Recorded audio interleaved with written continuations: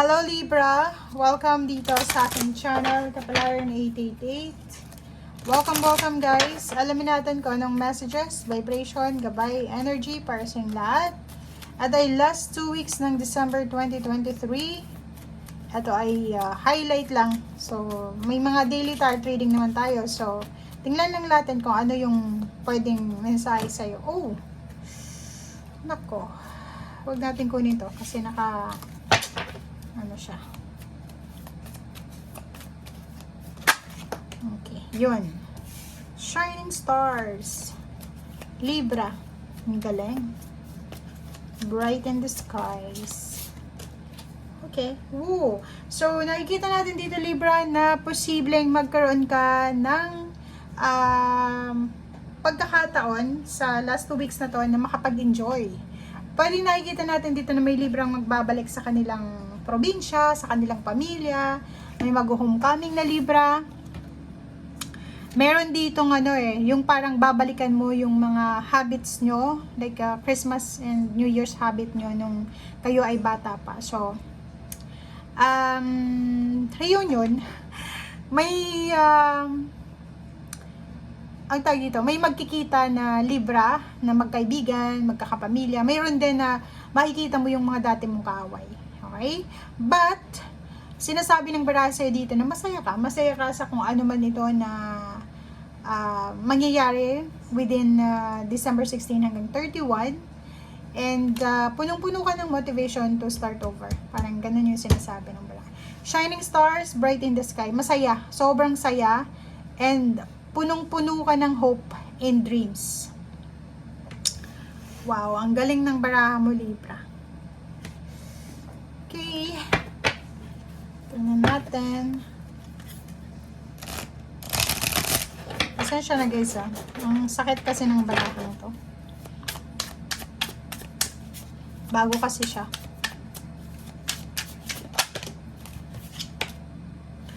Wow! 9 of Pentacles. Ito siya. Okay, so nakikita natin dito, Libra, na for the last 2 weeks ng December 2023, ay posibleng yung hopes and dreams mo sa financial. Ano ba yung gusto mo? Source ng money, income, business. Kasi pera to So, plus meron ditong sinasabi na masaya ka kasi yung hopes and dreams mo ay abot kamay mo na siya. So, parang ganito din. Okay? So, 1, 2, 3, or 9 of your wishes and dreams ay posibleng mamamanifest siya bago matapos yung taon.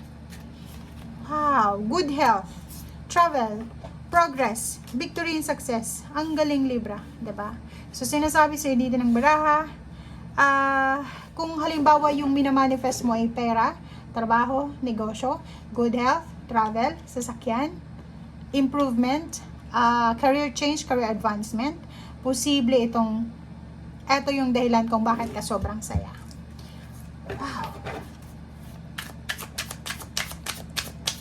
Ano pa ba? Libra. Okay. Zero the full diba? Sinasabi ng baraha sa'yo dito, maraming magsisimula sa buhay mo. It's either business, it's either relationship, it's either health regimen, or travel. Ang dami-dami yung bagong idea, or pwedeng maraming darating na confirmation. Okay. May darating na pera. May magbibigay sa'yo ng pera, Libra. After New Year, after Christmas, meron pa rin na darating. Mag-ingat ka dahil kung may darating na pera sa'yo, mag-ingat ka dahil may isang tao dito na nakatingin. Diba? Pwede kang mapagnakawan, pwede niyang utangin ito, pwede niyang hingin kung ano man itong blessings na meron ka. Lalo na sa usaping pera.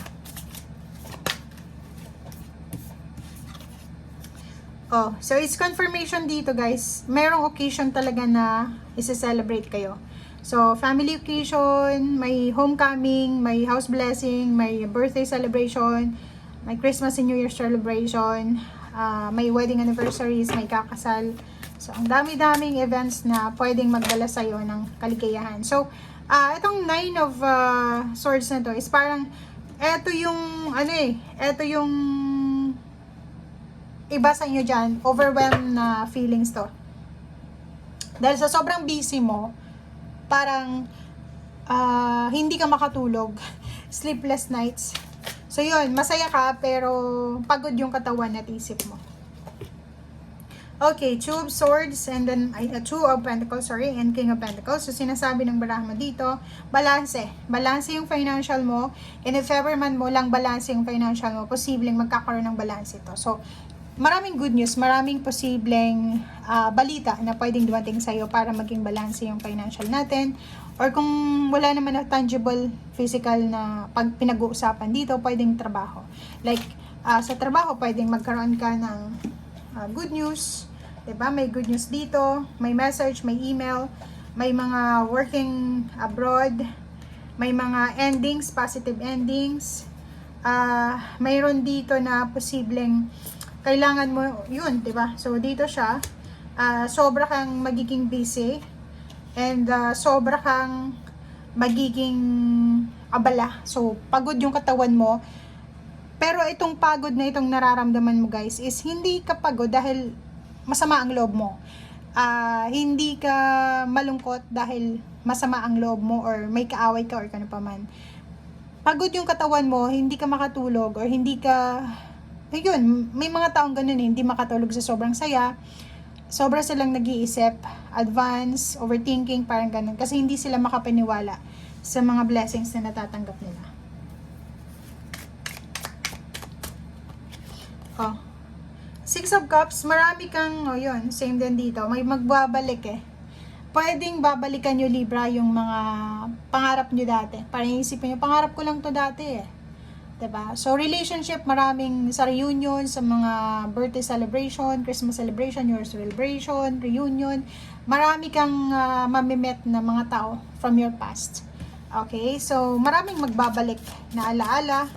May iba dito na relationship, meron kang Wheel of Fortune and Hangman, meron ditong mga nakahang na plano, hang na relationship, hang na travel, hang na documents, hang na visa, hang na kung ano man tong nahang na posibleng pagpasok ng 2024 ay posibleng ibibigay sa'yo ng universe. And ito siya Ten of Pentacles. So sinasabi ng bara sa'yo dito na posibleng yung iba sa inyo dyan makakatanggap kayo ng malaking bonus, malaking halaga ng pera. Pwedeng may mag-share ng blessing sa'yo, may magre-regalo sa'yo, or pwedeng may magpapautang sa'yo, may mag-invest sa'yo, or pwedeng may mag-offer sa'yo, kasi may choices dito eh. Pwedeng may mag-offer sa'yo ng job na mataas yung sweldo, or pwedeng yung iba sa inyo dyan, magbago bigla yung posisyon nyo sa trabaho after 2023. Okay? Thank you guys. Bye!